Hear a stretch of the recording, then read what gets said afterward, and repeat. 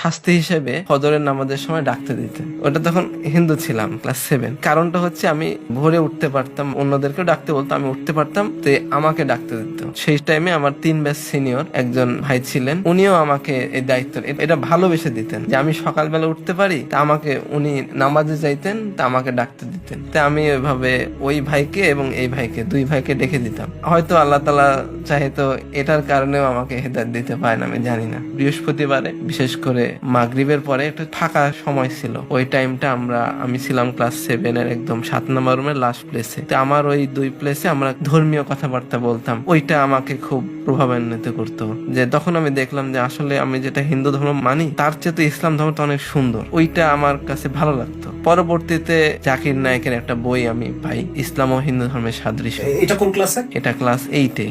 আচ্ছা। হ্যাঁ, তো ওইটা পাওয়ার পরে আমি কখনো বেদ দেখি নাই, আমার বাসায় কোনো বেদ